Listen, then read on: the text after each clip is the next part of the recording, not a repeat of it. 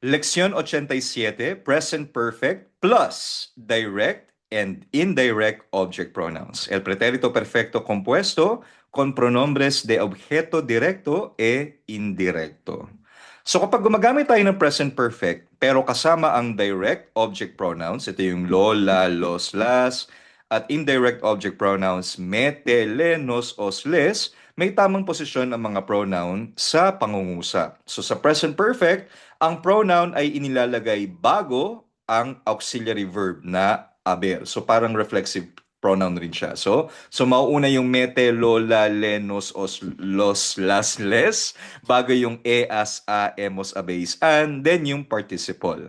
So again, yung direct object pronouns, sa pag-aralan na natin to, yung mga objeto direkto, ginagamit kapag ang tinutukoy ay ang direktang tumatanggap ng action. So yung mete, lola, nos, os, los, las. So for example, he comprado el libro, I have bought the book, pero pag nilagyan na natin siya or ginawa na natin siyang direct object pronoun, magiging lo he comprado. I have bought it. Okay? So ilalagay mo sa unahan. So more examples, lo he visto. I have seen him today. La hemos llamado. We have called her.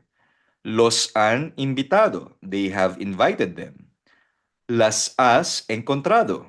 You have found them. So encontrar to find. So ilalagay pa rin natin sa unahan yung lo, la, los, las, me, te, etc. Okay?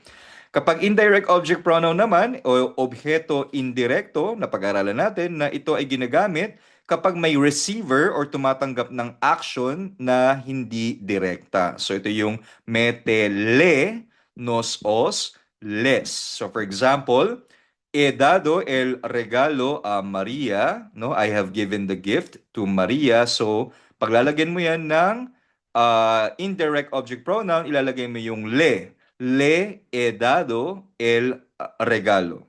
I have given her the gift. So yung le, les, etc. nasa unahan.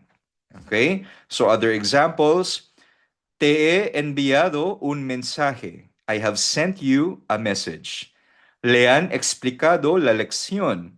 They have explained the lesson to him or to her. Nos ha contado la historia. He or she has told us the story. Les hemos preparado comida. We have prepared food for them.